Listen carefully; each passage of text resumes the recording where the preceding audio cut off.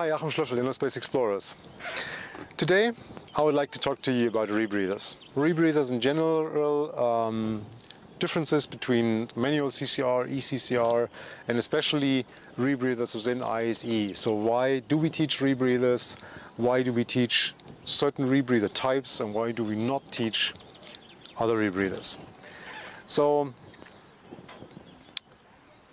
when you think back about 20 years, the belief in the industry was that the rebreather will override open circuit. So everybody was telling you, well, in a couple of years from now, everybody will be on rebreathers, open circuit diving will die.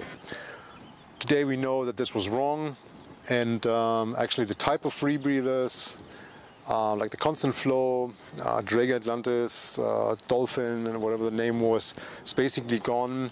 And in fact, still the majority of divers is using open circuit gear, while the rebreather is still a little bit exotic. Also, there's obviously much more than a couple of years before. So looking at this development, it is pretty clear that the rebreather is still a tool for certain dives. And the strong belief we have is still use the rebreather if you need it. Well, of course, if that means there's like one dive a year where I need one, you should not dive the rebreather once a year. You need to be current on it, you need to be familiar with it. So there needs to be training dives, but I still believe it doesn't make much sense to dive only rebreathers for whatever reason. So let's think a bit about the different types of rebreathers we have. So generally, there's the electronic controlled rebreather, eCCR, and there's the manual rebreather like the MCCR. So why do we use the manual CCR? Well, think about the eCCR as an intelligent unit.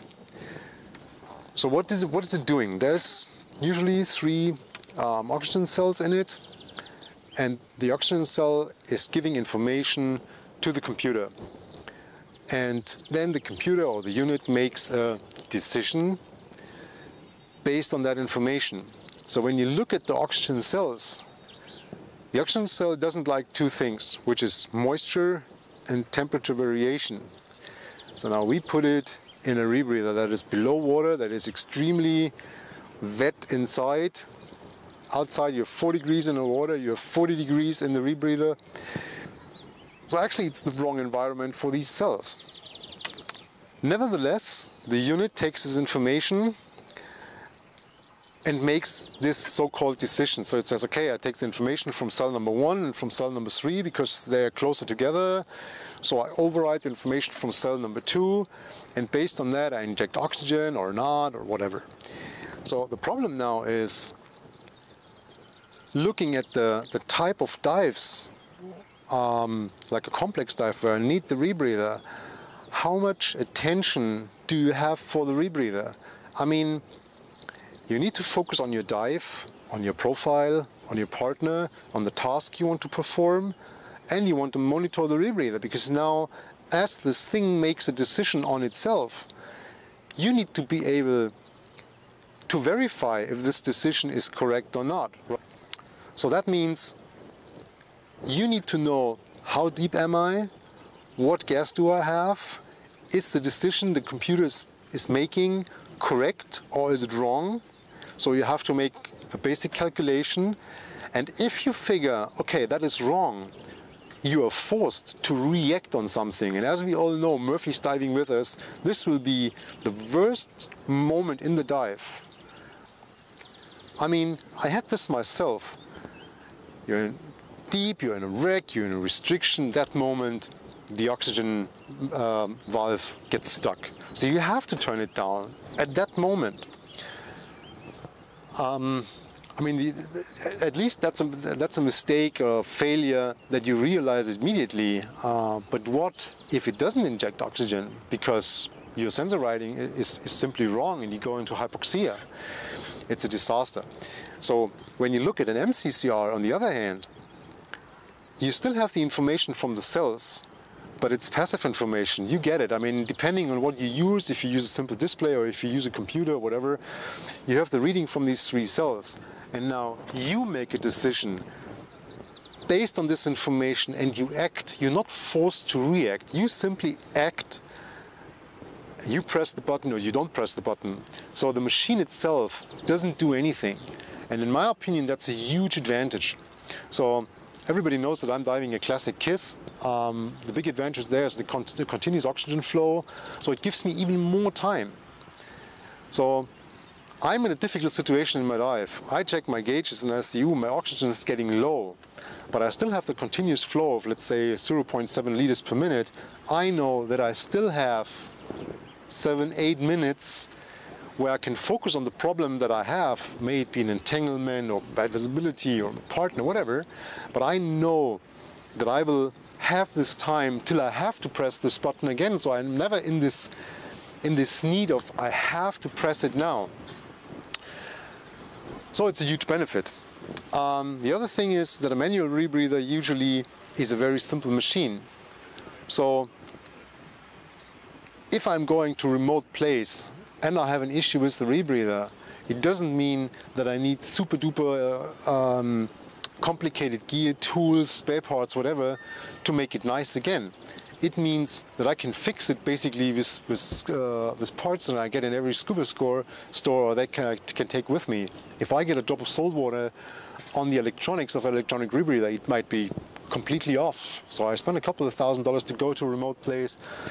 I'm ready to dive, and I end up with a rented BCD in a 80 cubic foot aluminum tank and a regulator because I have a drop of salt water on my electronics. For me, that is a no-go. Now let's look at the configuration. I mean, everybody knows ISE is DR orientated, it's a little bit like the side mount stuff. When you remember the discussion that we had on side mount, why do we configure our side mount gear the way we do it, then you remember that I said there's the mistake of all the people that come from a DI background and they believe in the long hose, whilst I believe this is wrong, because the real DRR mindset is that you have to donate what you breathe, etc., etc. If you're interested in that, just check the video. Here's the link. So on the rebreathers, it's a little bit the same. When you think about DRR and rebreathers, you probably think about another agency, and their strong belief was rebreathers are a no-go. Rebreathers are a killer. Don't use them. It's a no-go. So then at some point there came the PSDR, the passive edition rebreather, gas edition rebreather, no matter what the brand was, if it was in whatever. And in fact, these things were not real rebreathers. It was what we call a gas extension tool, right? So you took your regular open circuit scuba gear, like your doubles, and you basically just put them apart a little bit, put the PSDR in the middle. So you just added gear, so it became even more heavy, it became even more bulkier. There was a valve more because now the manifold had 2 valves, and so on. So a lot of people coming from that background now took their whatever rebreather, may it be an MCCR or an ECCR, and put it in that kind of configuration, which is wrong. It just doesn't make any sense, because when you look at the rebreather concept, I mean, how do you want to be out of gas? So even if I would be out of gas, I could simply steal a breath from a body and put it in the machine. It will give me a ton of time to deal with whatever issue I have.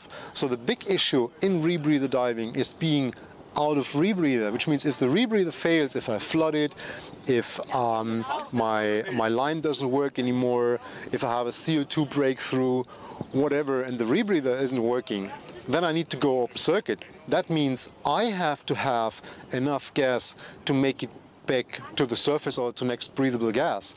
But that doesn't mean I need to carry my double 12 plus a rebreather. That means I carry enough stages to make it safely back to my first decompression stop, and then I have my decompression gas with me. So I can have a small rebreather with small tanks, a nicely configured setup on my back, and I have just my deco stages. So I spare these huge doubles. So it doesn't make sense when I see people diving a KISS or a JJ or whatever rebreather, doesn't matter, in this huge configuration. It's just the wrong thinking. It's trying to force something into this this open circuit DIR mindset, that's just, it's a thinking, but they stopped thinking at a certain point. They didn't think it to the very end. All right, this basically could go on for a long time. I just wanted to give you a brief introduction of the beliefs we have and why we, for example, focus on the KISS as an MCCR, and why we never went big time into ECCRs. And as always, I hope you really like this. If so, please subscribe to our channel, check us out on Facebook, and I'll see you next time. Bye-bye.